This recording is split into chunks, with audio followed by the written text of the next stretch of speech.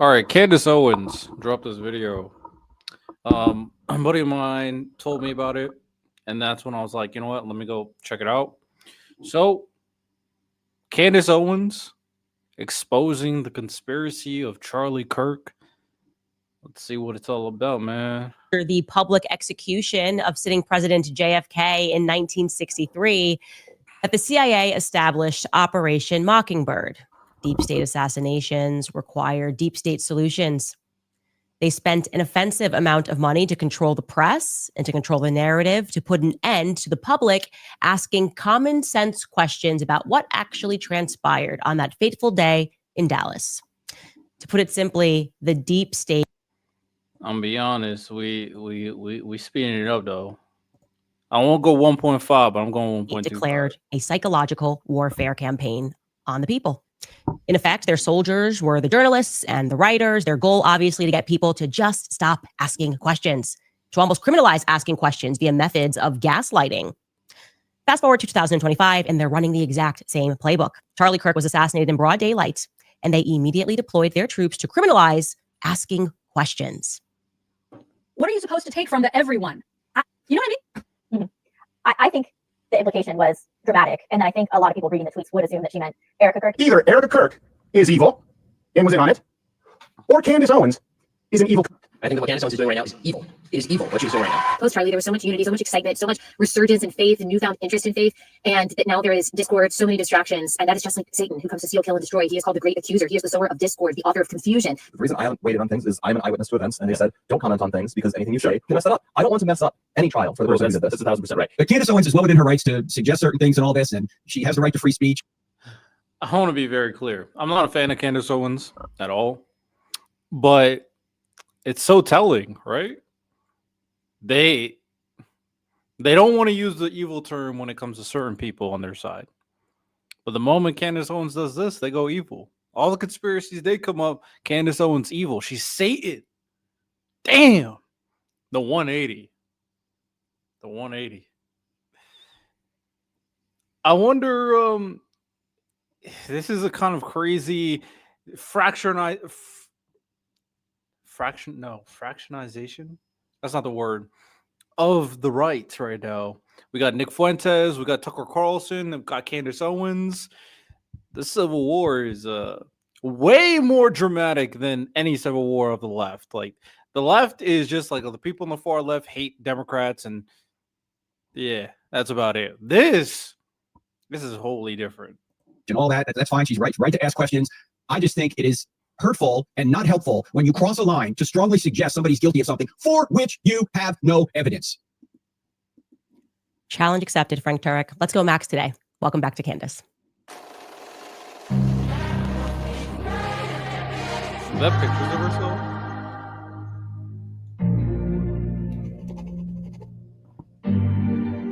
Pastor Rob McCoy, let's not forget him too, because he's the spawn of naval psychological intelligence, psychological campaigns upon the public. And here's what he has to say about matters. Take a listen.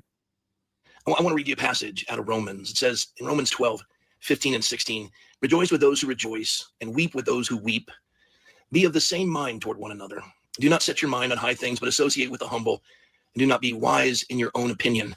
I think that's a fitting verse. I mean, we're hearing all kinds of speculation about Charlie and what he believed and didn't believe. And I just have to tell you, this is not the time for it. It's a time to minister to the family. They have a husband and a father to bury. We have a friend to bury, a brother to bury, a son to bury. And the world is mourning. And this is not the time to get clicks. It's not time to build your empire. It's time to just simply weep with. You know, I wish we could just do that, right? I don't care about Charlie. I think he was a bad influence, but I have no interest of going out of my way and just go like, oh, talk about Charlie every day to get clicks. Oh, say the most outrageous things to get clicks. That's kind of wild, right?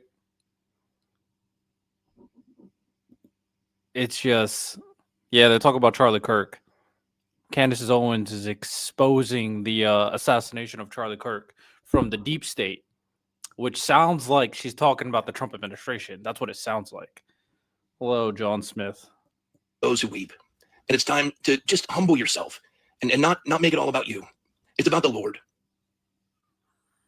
You hear that, Christians? Asking questions is just, it's not about you. I mean, is there anything that they didn't try?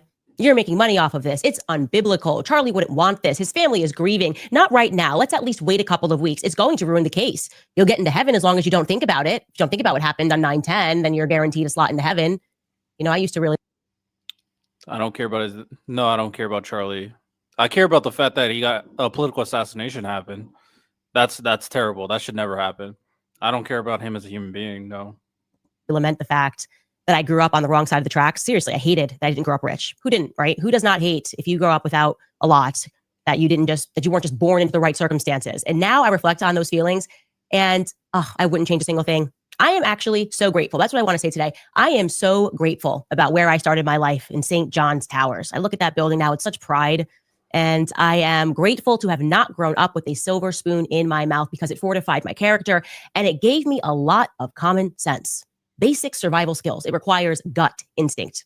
And I had to learn at a very young age to read people. I think that's my superpower, actually. Just being able to look at someone and sense danger or sense deceit. I can just look at Rob McCoy, and for me, it's a no. It's obviously a no.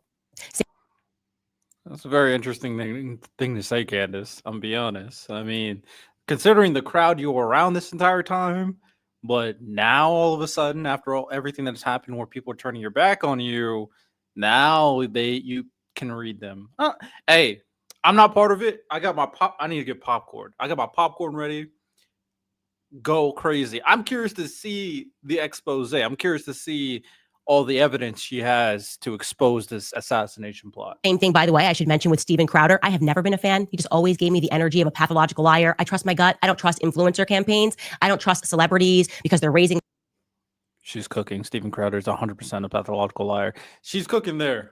Keep on. Keep going, Candace. Their arms and they glitter and shine and they tell me that I should roll up my sleeves and get a vaccine. I don't listen to any of that.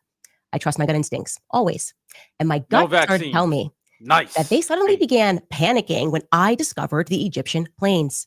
They did what we now term a pre-bunking, right? A pre-bunking is when you say something casual and then they send out like a full fleet against you to not even actually debunk you, but they're just so extreme in not debunking you that they even lie about what you said. And that lie tends to actually foreshadow something that they don't want you to know. So I'll give you a perfect example. On October 11th, when I infamously tweeted about the Egyptian military plane that left Provo on the morning of Charlie Kirk's assassination, I got the time zone wrong by a couple of hours and they completely overreacted. I mean, an account that didn't even exist wrote, oh, the time zone is wrong. Next thing you know, it was trending and they pretended it had been officially debunked just because. She thinks the Egyptians are a part of it? This goes deep, huh? How many steps will it take to eventually get to Israel? That is the question. How many steps will it take until we get to Israel? We'll see. The departure time was wrong, but that wasn't even enough for them. They were so alarmed. And I was off air at that time, right? I took a 2-week break. They still found something to scandalize when I wasn't even on air, something that I didn't even say. They sent undercover operatives to sign up for my private book club that I kept on Tuesday. And then they took out a clip of that book club, and accused me of accusing Erica of murdering her husband. I mean, they manufactured that claim out of thin air, and then they made it go viral. They sent it out to all the right people, Steven. I actually agree to that. When I was watching Steven Crowder kind of crashing out on Candace Owens, I was like, the conclusion you're making about her saying Erica Kirk caused it is very loose. It's extremely loose. Like, I have no dog in this fight. Let's be very clear. It was just a weird conclusion to make. At the very least, you could say she has no evidence for the assassination plot from it seems like she is alluding to the MAGA administration, but I don't think she said anything to allude to Erica Kirk doing anything. From the clip Crowder reacted to, there was no evidence there. Well, we know. She said it herself. Crowder is a sneaky fellow. He loves to twist around words to create narratives. Crowder, right? Everyone suddenly making videos saying that because I said he was betrayed by everyone, obviously what I meant was Erica Kirk murdered her husband. And this was all happening because I mentioned the Egyptian plane. I am certain of it. And so that you can look backward and really see how these psychological campaigns work, I want you to watch this clip of Steven Crowder trying to convince people that despite the words that are coming out of my mouth, they shouldn't listen to what I'm saying. He actually knows what I really meant, which is something that I didn't say. And yeah, here it is. Here's that clip. But you watch this clip in its entirety, and it seems pretty blatant that she's saying, and people are interpreting it this way, which is also important, that the Trump administration, not whatever it was, we went from underground Jew tunnels, Mossad, the Trump administration killed Charlie Kirk. Just really needed to just take a breather and really process everything that happened with Charlie and what it kind of means in terms of where we are. And I think it is a circumstance where we just know. We just know that he was truly betrayed in one of the most egregious ways that I think I've ever seen. It has made me lose faith in politics. It has made me fully lose faith in Trump. And my heart aches for the fact that he gave so much of his life to Trump and to politics. And they just were like, nope. Yeah, you can draw a reasonable conclusion. She thinks the Trump administration is involved. You cannot draw a conclusion. She said Erica. I mean, if she tries to say she didn't say Trump, then she's lying. But let's see how this plays out. That is it. It serves us or doesn't serve us, and we want to move on. And so here's a holiday. Bro, if they try to give me a holiday, what is with them giving people a holiday after they kill them? Why is that a thing? You know what I mean? Like, oh, Martin Luther King, what about this holiday? What about this boulevard? Anyways, let me knock it off. Like, they're going to give Charlie Kirk a boulevard. They already did. They did in Israel. They gave him freaking boulevard. It's like, as soon as they give you a boulevard and a holiday, Charlie Kirk doesn't deserve a day. There's no question. They killed you. There's no way. That's like their signature thing. It's like you can have a little street, though. It's the Fed signature. It's how they sign off after they murder you. So like holiday and a boulevard. And it's never on a nice side of town either. Like Charlie Kirk Boulevard is not going to be a nice side of town. To be fair, some of the weirdest things. With you guys. Thank you guys for all the support throughout these couple of weeks, these last really kind of 6 weeks since Charlie died. And we will see you guys then. Well, let me first be tactful here and tell you that outrageous claims, and this is an outrageous claim, require outrageous evidence. Of course, as is par for the course, none has been presented. You know who's really close to President Trump, and you know who people are now saying stood to gain? Well, Charlie's wife, Erica Kirk, who has now been put, Candace with that language, with this accusation, has put the wife of Charlie Kirk, and she'll say, that's not what I tried to do. It is. It's the result. Erica Kirk in the crosshairs. There's no middle ground here right now. Either There's no middle ground. This is such a manipulative language. Are you surprised? We know Steven Crowder's history in terms of trying to manipulate with the women. Hey, let me relax. As you can tell, I do not like Steven Crowder. Now, the question is, who do I dislike more, Steven Crowder or Candace Owens? Low-key, I think I'll dislike Steven Crowder more. I think I dislike Crowder more. I feel like if I were to create a Venn diagram of things I dislike for both of them, I think there would just be more on the Crowder bubble of him being a piece of shit. So it is what it is. Erica Kirk is evil and was in on it, or Candace Owens is an evil. Evil cunt is crazy. No matter how many times I watch that clip of me talking about Martin Luther King Boulevard and Charlie Kirk Boulevard, I do not get from that Erica Kirk killed her husband, but that's what they went with. Those were talking points that were delivered to them. They were supposed to go out of the gate with that. The question is why? Okay. Retrospectively, that was a clue. They were panicking. They were trying to pretend me saying that everyone betrayed him, which obviously was not about Erica.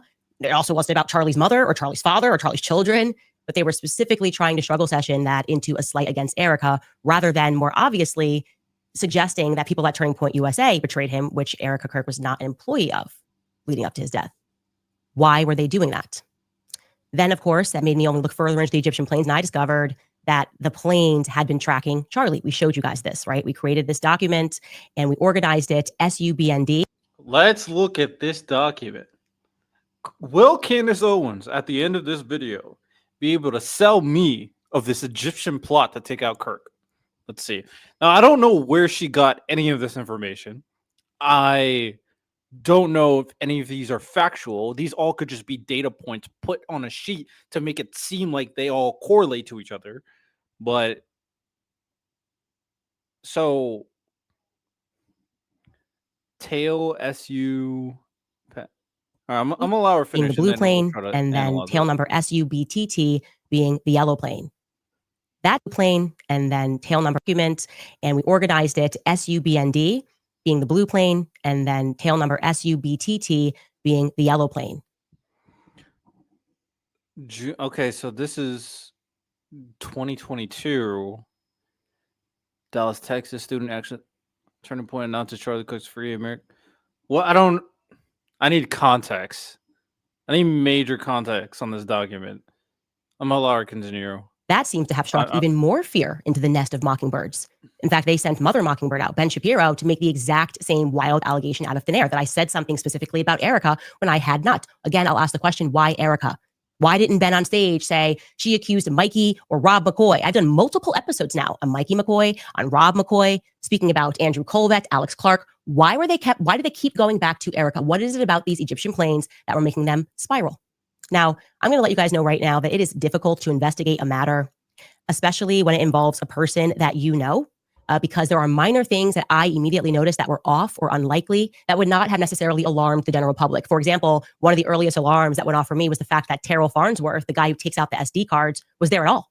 Okay, Terrell does not do college campus events. He doesn't do that. He's at the top of the company. He does the big events, the SAS, the AmFest. He does not do college events. But of course, he told me they were trying something new that day. And it must have been so new that it was over by the next event after Charlie died because he wasn't there again. So he just out of the blue was at this event and then he wasn't, and he secured the SD cards. Okay, it was something that I noticed that the rest of the world would not have taken as a concrete fact. It is also how I felt, and I'm sharing this with you now for a reason, when I learned that Charlie flew into Salt Lake City that morning. Because why didn't he fly into the much closer Provo airport? Now, ostensibly, the answer is because he had an interview with a person that nobody really knows. He's a managing director of a restaurant fund.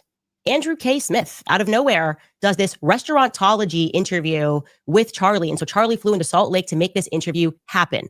That, to me, felt like an oddity, okay? Because in a typical scenario, Charlie is not going to be incentivized to go out of his way because he would only do it, actually, if there was a big donor on the hook, and maybe that's what he was told, this guy's going to give a ton of money to Turning Point USA, or B, because it was a major political person. Otherwise, for the sake of a podcast, people travel to Charlie, okay? If you her first bit of evidence of this guy not typically showing up at the events and then being there, I don't know. That didn't really move me. Her second bit of evidence of him going to interview a guy because, I mean, like she said, he could just be getting a donation. That didn't really move me either. But, hey, man, keep going. Want to get Charlie, you're going to travel to Charlie to make that happen. He's not going to go out of his way.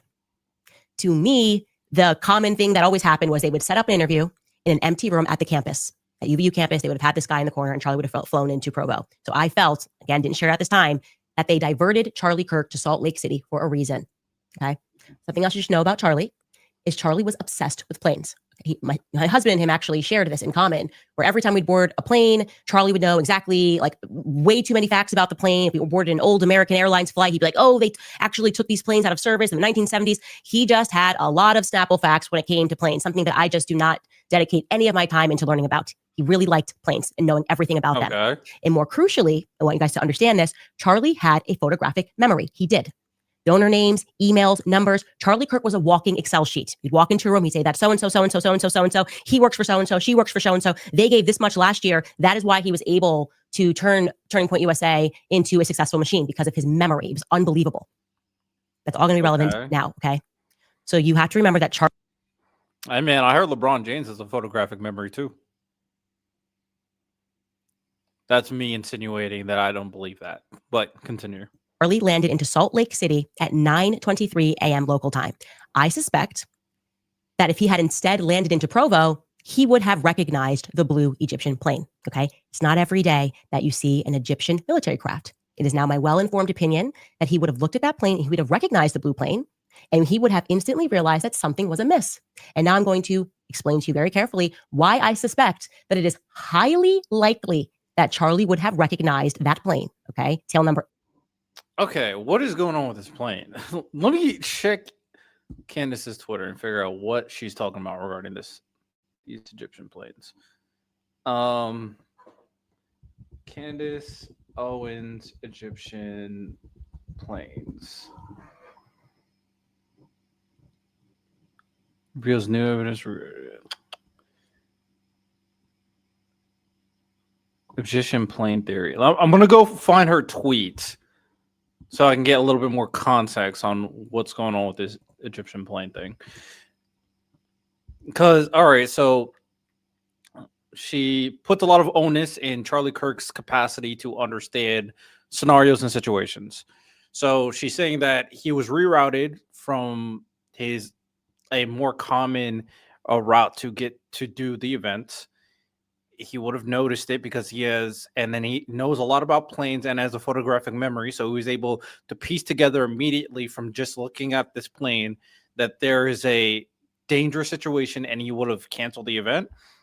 That's the conclusion. I'm going to allow her to continue, of course, but let me check out what's going on with these Egyptian planes.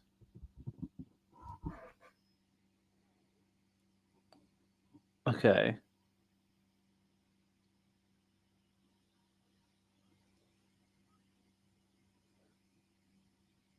Okay. All right, so this is her tweet about the Egyptian plane. On September 10th, after Charlie's assassination, an Egyptian Air Force plane flew out of Provo, Utah. Its first trip to America ever was made on July 20th to an Army base in Nebraska. Was Tyler Robinson from Nebraska? Are they in Nebraska?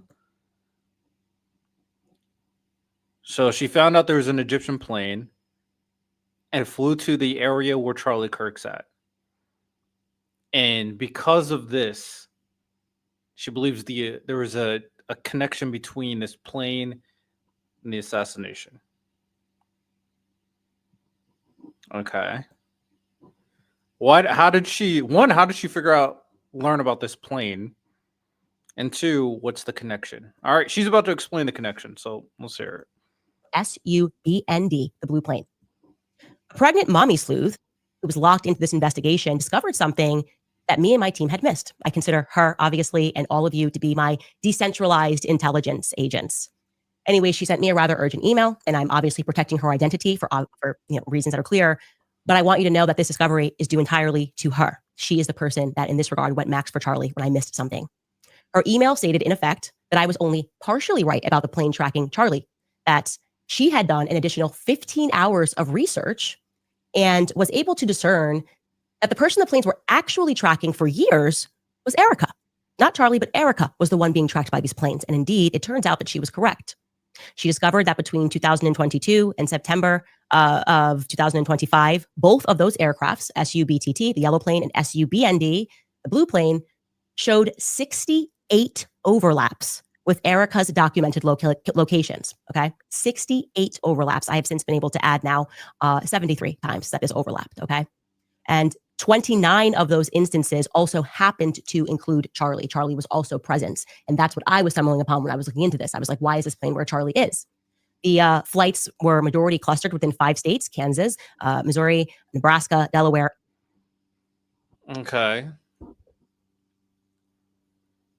So these Egyptian planes are following Erica Kirk, Charlie Kirk.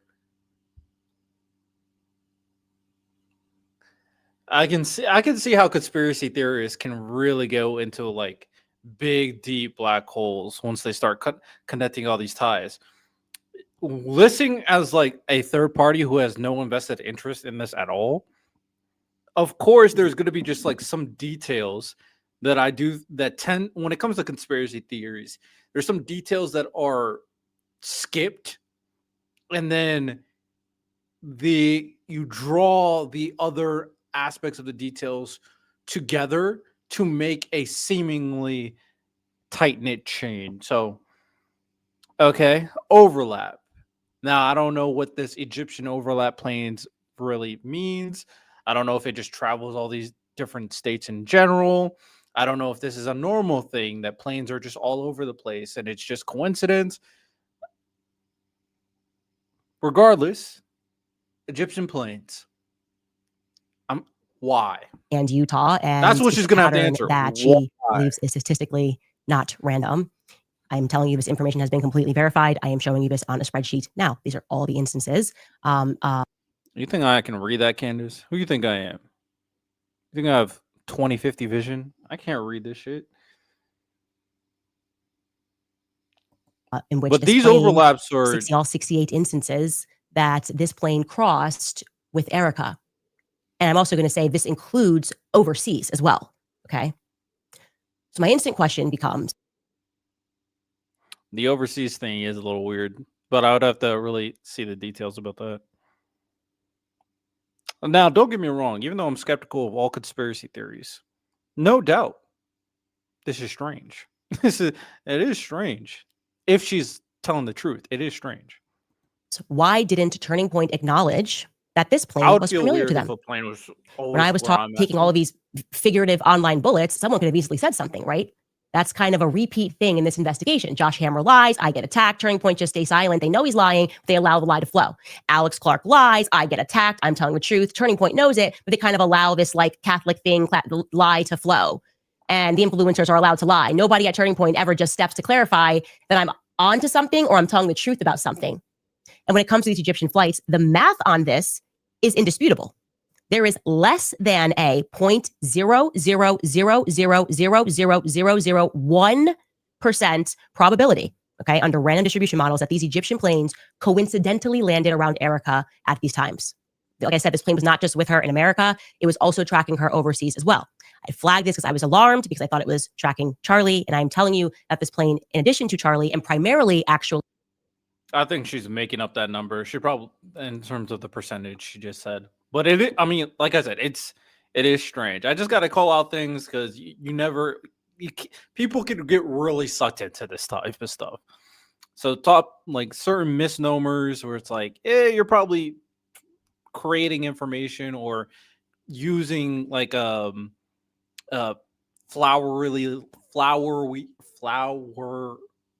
language. That's not how you say it. Flowery language to make it sound more than what it is. But keep going, tracking Candace. Erica. Now, I'm let's get to the day interested. of assassination. I don't know why. On the day of Charlie's assassination, we know the yellow plane took off in the morning, but the blue plane did not take off in the morning. The blue plane, SUBND, did, however, power on. And I want to be very clear as to what I mean when I say that this plane was on. I am saying that it was transponding, okay? It's transponding at the FBO at Duncan Aviation, a private terminal. So at the very least, they powered up the electronics. At most, they fully powered it on and the engine was running. What we know for certain is that it did not move from the FBO. Did not move. It was just on and transponding. And I want you to recognize, I'm going to make it clear for you what are the times that they were transponding. It's 2 times, and I'm going to tell you those times, but first I'm going to have Mark pull this up and he can tell us what it is that we're looking at here and how we were able to find this information about the jet that was just sitting at the FBO. Yeah, so it looks like, based on this information that I found, and I had to figure out how to use this website because my mother didn't take enough Tylenol when she was pregnant with me, so I can't get too detailed on it. But essentially, all the flight radar websites only show when the plane is actually in the air. But if the plane is on the ground and transmitting, that data from the ADS-B transponder still goes out. So this website, ADS-B Exchange, takes that raw data. And so I was able to find it on September 10th. If you look on the very left of the frame, it shows September 10th. And it looks like there's just one data point. But what I did is I zoomed in, and the plane's actually not moving. It's just GPS is a little bit inaccurate when you're this close. But you're able to see all these different times here. And that is the UTC time zone, also known as Zulu time. So subtract 7 hours from that to get Utah time. And so I tracked all of these down, and I was able to find that the plane was transponding from 9:05 a.m. until 10:34 a.m. Then it was off.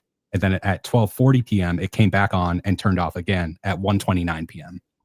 Okay, I'm going to repeat that so that everybody understands. We were able to discern. I would be curious to see what Erica would have to say about this, if she plans to respond about this. I don't know if she does. I mean, I don't know. These people are also very rich. They're very much in the know-how. Is it possible that they had these planes there just in case they needed to travel quickly? I don't know. That's why I'm just waiting for the why. I also don't know the probability of these planes and whether or not all these track points are correct. There's just so much information that it's still, I'm not sold yet. All right. Like a conspiracy theory, you got to sell me. I'm not sold yet. From this data as follows. On September 10th, and the day of Charlie's assassination, it's just a little weird for being an ignorant from 9:05 a.m. plus 36 seconds until it was turned off at 10:34 a.m. and 5 seconds.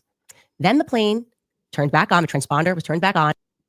Like if my door just magically opened, I'll look at it, go like, that's weird. That's how I feel right now. It's just weird. Now, will I burn my house down because there's a ghost? No. But it is weird. Just 17 minutes after Charlie was shot at 12:40 p.m. and 53 seconds, and it stayed on until 1:29 p.m. and 40 seconds. Turned back on. The transponder was turned back on. Just 17 p.m. plus 36 seconds. Understands we were able to discern from this data as follows. On September 10th, and the day of Charlie's assassination, this plane first transponded from 9:05 a.m. plus 36 seconds until it was turned off at 10:34 a.m. and 5 seconds. Then the plane turned back on. The transponder was turned back on just 17 minutes after Charlie was shot at 12:40 p.m. and 53 seconds, and it stayed on until 1:29 p.m. and 40 seconds. So what was the blue plane doing sitting on the tarmac? We can only imagine what it was doing, okay? We can run a couple of options here. It's possible that they were just running a maintenance check. Duncan Aviation does offer maintenance repairs. It's therefore possible that it just chose to run some maintenance checks at an unfortunate time, okay? Another possibility is that a military jet, particularly one from a foreign country, would likely be equipped with encrypted satellite-based communications capabilities. If you wanted to make an untraceable phone call, as an example, that would be a good place to do so because only the NSA would be able to intercept that call. And it's pretty obvious that the deep state doesn't seem particularly interested in the assassination of Charlie Kirk. So that'd be a safe place to communicate on that plane. Like I said, these are our options. What we can do. That is a option for sure. I was like, where's she gonna go with this? Okay. It was a militarized plane that has very deep root or very advanced technology that can triangulate the probably location of Kirk and contact the assassin and give him all the information necessary to take him out. And that is what was going on the entire time. Okay. All right. Not a lot of it. All right, I'm going to let it continue, but this evidence is not strong. Let's be very clear about this. I do think the planes being in the same location is weird, but I don't know how weird it really is in the context of like plane travel, whether or not this information is correct or all that stuff. But I'm going to let Candace continue. Keep cooking, Candace. Now, however, is we can add this to our list of verifiable Turning Point USA lies because I'm going to count this as a lie by severe omission. By keeping your mouth shut and allowing Candace to take all the figurative bullets as she points out the oddity of a plane that you guys recognized, okay? My point is that these planes were known to Turning Point USA, and we all deserve to know why they were on the ground on that day, what they were doing on the ground on that day. Did I miss that? How do you know that Turning Point USA knows about these planes? And also, why Turning Point chose to stay mum when every influencer under the sun and every publication attacked me for even mentioning the planes, making it seem like I was dumb, I was stupid. Turning Point USA is able to provide answers to these questions. There's more that I know, by the way, but I want to challenge them to respond to this first. Were these Egyptian military planes familiar to Charlie Kirk? It is a simple yes or no question. And answer it carefully, please, Andrew Colvett, spokesperson for Turning Point USA. Because there was something very specific, Andrew, that you told me that happened when you arrived into Provo on the tarmac that day, and it is now playing over and over and over again in my mind, and it isn't adding up. Another point that I'd like to follow up with, Andrew Colvett, let's stick with you, is that in the hospital on that day, you told me, you were in the hospital, that you were told that there was a credible threat against me and Tucker Carlson. Specifically, you told me that me and Tucker Carlson were on a list, and that you were just telling me as a friend that me and Tucker should lay low. And after you told me that, I ended our phone call and I immediately called Tucker Carlson. And I said, hey, terrified, obviously crying all day, and telling him that he and I have to lay low because there's a credible threat. And it is now really living inside me that you did not tell me who that threat was from. I assumed the feds told you, but I asked you the question, why wouldn't the feds call me directly if there was a threat against my life? No such call has come in.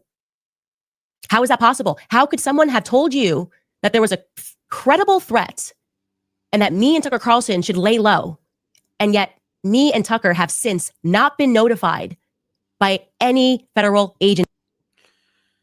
I mean, if someone took out a political right-wing creator, I would assume they will let all political right-wing creator, because Charlie Kirk, all intents and purposes, was a right-wing content creator. You would let them all the prominent ones know that your life could be in danger as well because someone just assassinated one. So that's what I'm assuming that was. But like, if I'm Candace, if I hear that, I can understand why she's been on edge. Now I get why she's on edge, because someone told her that someone's after her. Of course she's gonna be on edge. Her friend died, and someone told her someone's after her, and no one's really telling her all the details. I get it. I understand. I understand how emotional that could be. Ultimately, I also think it's very possible maybe there is some weird thing regarding the planes with Kirk's, but maybe it's not necessarily, oh, they're just following Erica.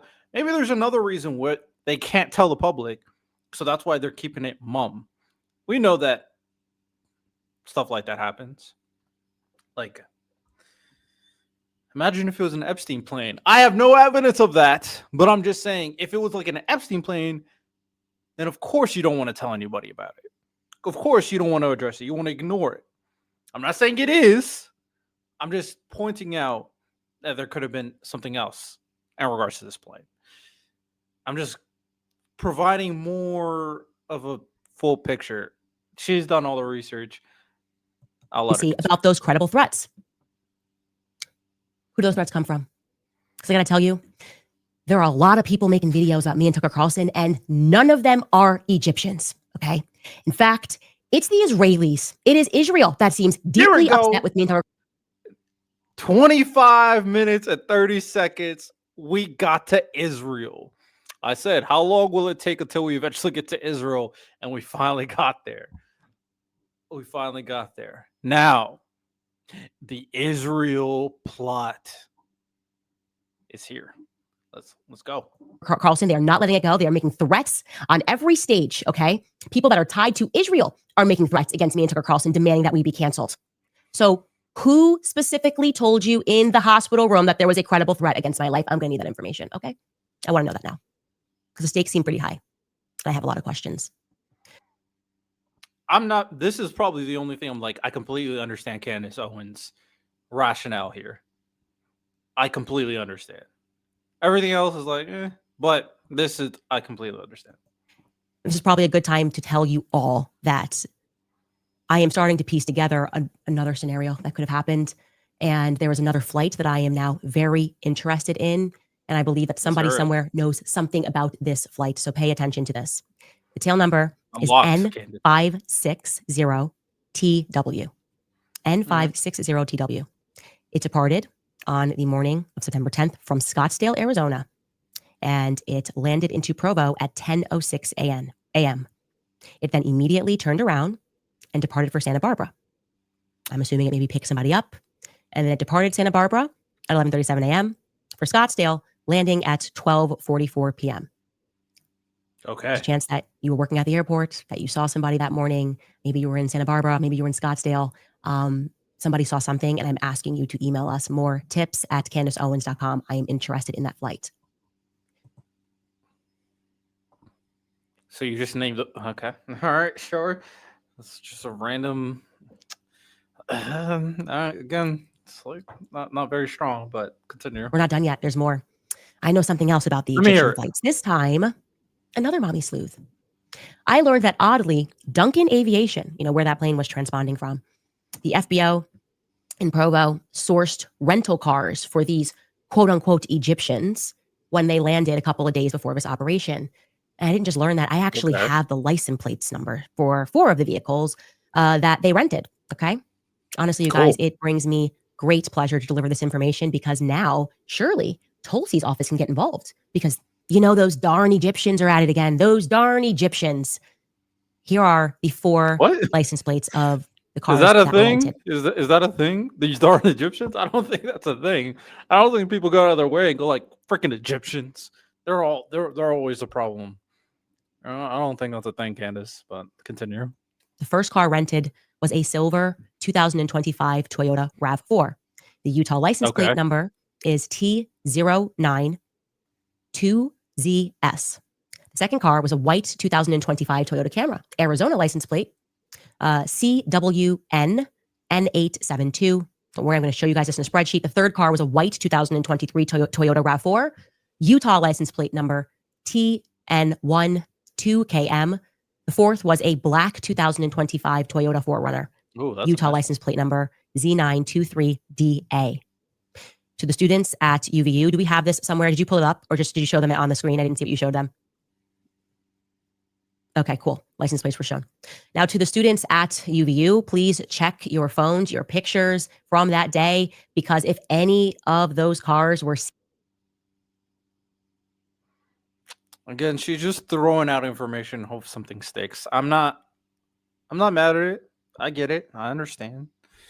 Trying to throw things out there. Sure. Seen at UVU or around campus on that day, and we're going to be able to suspect something else. Check a few hotels, maybe gas station, maybe you work somewhere. Look at those look for those plates during that time frame from when those cars were there until they departed. Somebody will be able to connect the dots somewhere. And of course, the email address to send it to is moretips@CandaceOwens.com. It's only Monday, folks. I've actually discovered a lot more, but it's only Monday. So let's take a break.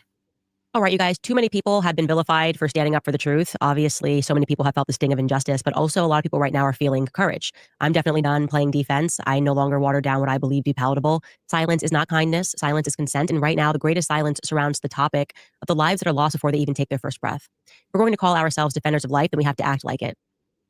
To fight back with action, with truth, and with love for just $28. That's what it costs to give a free ultrasound to a woman that is in crisis and considering an abortion. Just $28.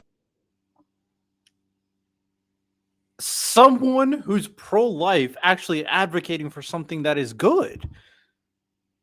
That blew my mind. I'm like, wait. Let me give Candace a chance. You know, sponsorships are okay, but like, what's going on here? You're just asking for money. If that is, I mean, it is what it is. Make your bread. You know, and it's kind of weird to do it if you're talking about your friend's death. But she's actually getting money to help people. That's all I want from people who are pro-life. Like this all, oh yeah, you don't want abortions, but like you don't give two shits about the babies or the kids or the mother. I respect this. Do more things to help. Will help her to see the life that's growing inside of her, to give her the truth that our culture will not. Oh, So actually, don't sit this one out. Don't wait for I'm going to skip past it though. All right, but is that all the evidence she has? permission. I have no doubt that Tucker Carlson and I are being threatened. That's pretty obvious. I think it's very obvious. If I'm all our continue. That nobody thinks Egypt is behind it. You know, the last time that narrative ran was probably the USS Liberty. That was the plan, right? To make us think Egypt had attacked us, but it wasn't actually Egypt that attacked that ship. It was Israel. Israel attacked that ship. Yeah. Israel Facts. is growing increasingly alarming in terms of legislation that they're trying to get passed, trying to censor our speech, trying to take over social media campaigns. Even Netanyahu's name checking me and Tucker Carlson, and all of their sycophants are on stage calling us out. So I'm going to connect that dot there. And like I said, there's more I know about those planes, but you're a move, Turning Point USA, because that's the last time you're going to have me gaslit about something and sit by idly and pretend you know nothing. It's interesting too, because in a typical scenario, when somebody's murdered in broad daylight and they have like, $100 million organization behind them, it's common sense that you should check the people that work at that organization. Like that's like the first people that you should begin to investigate. So we reject your naval intelligence psychological operation where you tell us that that's a weird thing to do. Okay. It's always somebody close to you. And if there's a financial motive, yeah. And I would say an organization of that size that misses their deadline, their tax deadline for the first time, that's a little weird. Yes, they did. YouTube. Yeah, is it a little weird? I mean, there's a lot of weirdos out there that tries to. I mean, my question is for you, Candace. How about the weirdos that you know what? I'm gonna shut my mouth, eat my popcorn, allow it to go off. Channel known as Wolves and Finance did a report on this, which I'm going to show. Now, this wasn't the people that I was working with, and there is somebody else that I told you that I'm going to have on my show that has been looking into this for a while. But this was extremely well done and at least brought forth some big questions that I think are on a lot of people's minds. How does an organization that size just miss the, not just they filed for an extension and then miss the extension deadline to file? Let's take a listen to a part of what they had to say. let's go look at the 990 forms that Turning Point USA submits to the IRS every year. These contain their annual financial statements. When you look at the forms, there are some very strange anomalies. Several of the 990 forms are missing. Turning Point USA lists 4 related entities. There's Turning Point USA, Turning Point Endowment, Turning Point Action, and America's Turning Point. All different organizations do slightly different things. The Form 990 for fiscal year 2024 is posted for Turning Point USA, but it is missing for all the other 3 organizations. It looks like it was never turned in. This is a massive red flag. So Tyler Boyer is being snarky on X.com and telling people to go look at the annual financial audit, but the financial audit is missing from last year for 3 of the 4 organizations. This strange decision to hide their financial statements happened 4 months before Charlie Kirk was murdered. I will repeat for clarity. Someone at Turning Point decided not to file 3 of the 4 of their annual financial statements 4 months before Charlie Kirk appointed a new COO, requested a new audit, and was murdered. Those 3 financial statements are still missing. So to be clear, that was another point that they gaslit me on when I told you that it was unusual that 7 days before Charlie died, he said that he wanted to establish Doge, right? Tyler came out and lied, and he said, this is just totally regular. And Alex Clark said, oh, every year since I've been here, this is what we do. And the guy starts this video by being like, you have to be an idiot to accept that as an answer. Of course, doing an audit has nothing to do with internally establishing a Doge, right? He recognized that something was wrong at the organization. And as I told you, okay, because I do not miss on these things, he was not just concerned about where the money was going, he was concerned about where it was coming from. And what I can tell you about Charlie is that if Charlie got clued into something, if Charlie was at first trusting his lieutenant, and then he suddenly said, wait a second, what's going on over here? And he decided that he wanted to figure something out, he would have figured that ish out by sundown. Okay. That is how brilliant he was. Okay. I mean, she has a high, opinion of Charlie Kirk. So, I mean, all these people, the things that are making more sense to me is how she got to where she is, how she's kind of creating these kind of conspiracy theories. Her evidence itself is pretty weak. I'm gonna be honest, just be objective. It's pretty weak, but it's a lot of strange circumstances, and then a lot of very just normal bits of information that you're tying together. But I think the more telling things going on in this video is, one, the whole stuff regarding Israel. She's been kind of going back and forth for a while now. And eventually the whole saga with her being very, very anti-Israel led to her leaving the Daily Wire and her losing her relationship with a lot of the people like Ben Shapiro, for example. Now, some relationships she still retain is Charlie Kirk, it seems like, and Tucker Carlson. But a lot of the people on MAGA, a lot of Republicans are pro-Israel. Let's be very clear about that. So she was started to get ousted. She was started to get separated. And then in a situation like this where she was kind of being isolated, then you have a circumstance like this happens with her friend. And then someone says, oh, you and Tucker are in trouble. And then the same people that turned your back on you doesn't seem like they care enough. She's only human. So of course, considering all the notions that I've seen her make in the past that also have very loose information ties to create very, very misguided conclusions, I can see how she kind of come down this line, man. I can see how we got here with Candace Owens.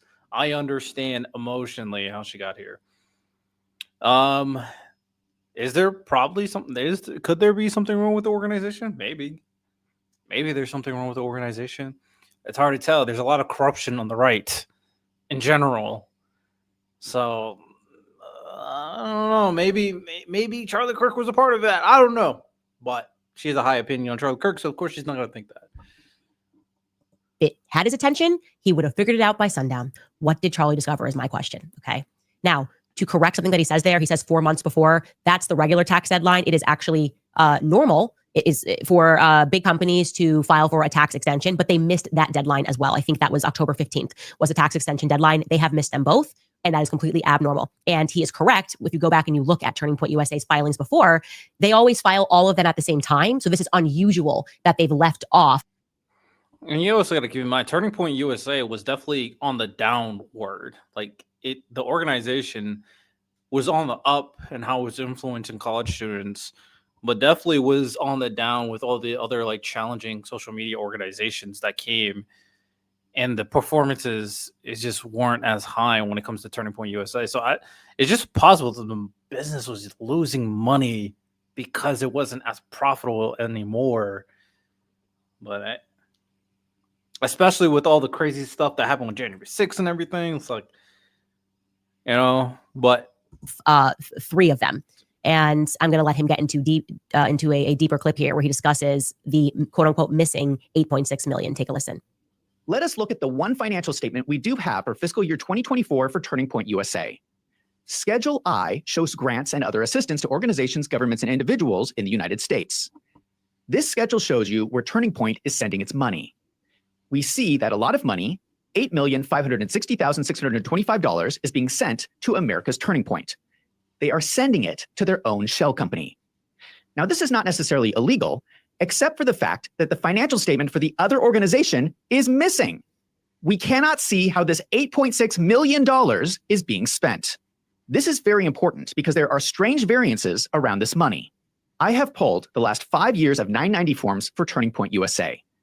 Here's a table with contributions compared with the largest expense, which are the grants from Schedule I. You can immediately see a strange dip between 2022 and 2023. This dip happens because in prior years, they were sending money to Turning Point Endowment. They were transferring millions of dollars. This stopped in 2021, and they started ramping up, sending money to America's Turning Point. Let's break this down. First of all, I find it really unethical that they were sending millions of dollars to their own endowment. I know that a lot of nonprofits do this, but I think it is unethical. Do the donors know this is how Turning Point is spending their money? Turning Point USA is taking in donations and then sending the money to their endowment to invest. And are we really saying Charlie Kirk didn't know about this? Like, is that really the conclusion we're coming about? Bro, I mean, I feel like at this point we should recognize how corrupt the right is, but all right, whatever. Invest in the stock market. In my opinion, they should be spending donations on operating their nonprofit, not on buying investments. As of fiscal year 2023, they had $61 million of assets in the endowment, which was... I want to be very clear. I would have to kind of see... I'm only getting like a vantage point from one side. I'm always skeptical on how people portray information because it can be very misleading. But if I'm in good faith, I would hope every organization that is here for like this is doing things ethically. I'll be very simple. Now we can get in context and circumstance and go through the details of every situation, but that's kind of, regardless if you're right on left, that's how I think. Generating $1.9 million a year of investment income. Personally, I think that's an unethical way to run a nonprofit, but that's just my opinion. But what is important here is what happened to the missing $8.6 million, the amount sent to America's Turning Point in fiscal year 2024. The amount of money sent to America's Turning Point was getting larger and larger, and because the financial statements are missing, we cannot tell how this money was spent.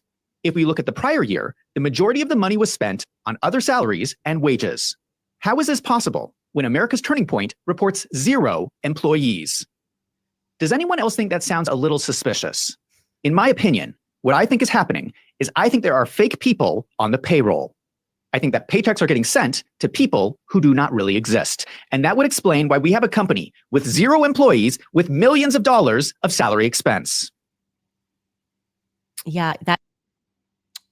And we're assuming Charlie Kirk is not involved. Okay. All right. I understand. Of course, Candace is not going to come to that conclusion. Fortunately for her, I will. I will come to that conclusion. I wouldn't bet my life on it, you know what I'm saying? But I would say I'm pretty comfortable saying that Charlie Kirk was probably involved. That sounds highly suspicious to me, especially when you add in the fact that Charlie wanted to establish a Doge 7 days before he died, which you also add in the fact that they're all telling strange lies, when you also add in the fact that there is this weird psychological campaign to tell us not to look at Turning Point USA, or we're going to go to hell, essentially. They're like using a biblical passage to tell us why it's not moral. Do they think we are this soft and persuadable? Like, do we look like the kind of people that are just going to watch an assassination in broad daylight and just let it go because some influencers insist that we do? No, sorry. It's not 1963. You're not going to get away with it this time. Anyways, he then goes on to describe how they conducted their own audit using a firm called Baker Tilly. I'll let him take it away. What about Tyler Boyer's argument that they have an annual financial audit every year? If what I'm saying is true, why wouldn't their annual audit catch these issues? The annual financial audit for Turning Point USA, Inc. and its affiliates was performed by an accounting firm called Baker Tilly. In the notes, they explain that they audited Turning Point USA, Turning Point Action, Turning Point Endowment, America's Turning Point, and TP USA Merch. That usually means they audited all the shell companies when they provided their opinion that the statements present fairly in all material respects. That means it is a clean audit with no problems. Come on, bro. Like, we know how many of these rich companies, they'll pay off their auditors. Come on. Like, we know how this works. We know how corruption works. Come on. Wonder if Baker Tilly will provide an explanation why they can issue a flawless audit report when 3 990 forms were never filed with the IRS. And just to clarify, Baker Tilly's audit opinion letter is signed after Turning Point missed the filing date with the IRS. So there is no excuse for Baker Tilly not to mention this in their audit opinion. Erica Kirk assumed the role of CEO of Turning Point USA on September 18th, 2025, 8 days after Charlie Kirk was murdered. She has been the CEO for almost 2 months. She needs to answer these questions. If someone has lied on the 990 form, people go to jail for that. I want some explanation of why Turning Point USA sent $8.6 million to their shell company and then did not file financial statements. And Erica, I don't know who does the accounting at Turning Point, but if they have not been telling you about any of this, you need to fire your accountants immediately. I'm very curious to see. So what would make this interesting to me is not necessarily a corrupt company doing corrupt things because I expect them to be corrupt. Like, I don't believe Charlie Kirk and the people he associates with are moral people. So what would be more interesting to me is if there is a distinguishment of this year versus last year. And if this event didn't take place with what happened to Kirk, would people look into it? And would they just be able to get away with what they were getting away with? Because obviously there's an incentive to kind of look into everything now because of how big of an event this is. And of course, with the underlying kind of conspiracy, maybe it's spearheaded by Candace, maybe you could say that there are people who wanted to get Charlie out of the way.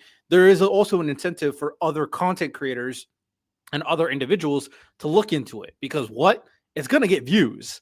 I don't know if these people are ethical or moral, but it's definitely going to get views.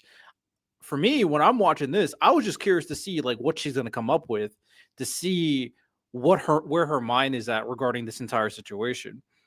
So ultimately, I would just be curious to see if there's really any difference between last year and this year in terms of the money, because it doesn't seem like it. Like, it seems like they were doing the same thing they were doing this year, last year. Now, did they file where the money was going last year and not this year? Did I miss that? Are they saying last year it was used for salary and this year they don't know where it's used for? Is that the claim they're trying to make? All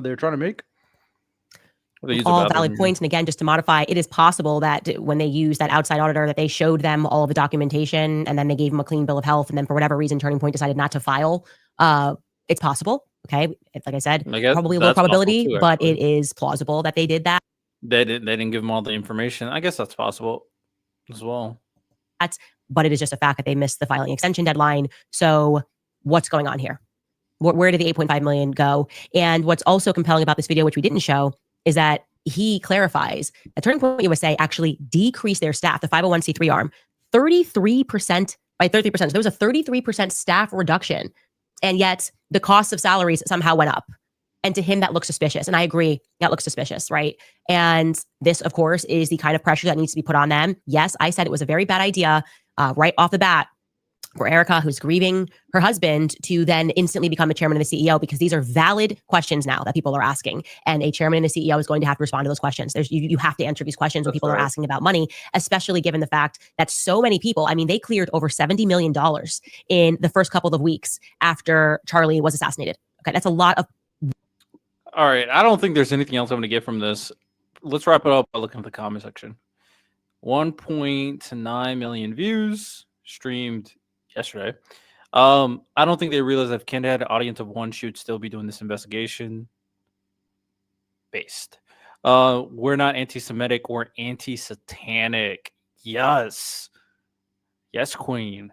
Charlie, notice I did not say that. I'm taking that shit back. Fuck no. I'm taking that shit back. No, Queen. Fuck that. I ain't never saying that again. Charlie noticed something. We didn't stand a chance. Now Candace bring. Okay. Did those talk is all right? So everybody here just anti-Israel, Jews suck, all that stuff.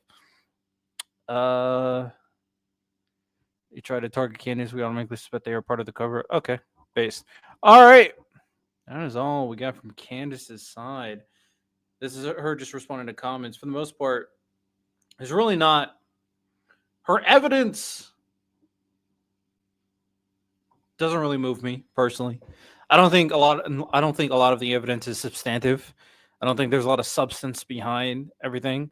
I think her conclusions are vague and are trying to piece together information she doesn't truly know, which is like typically what happens with scenarios like this.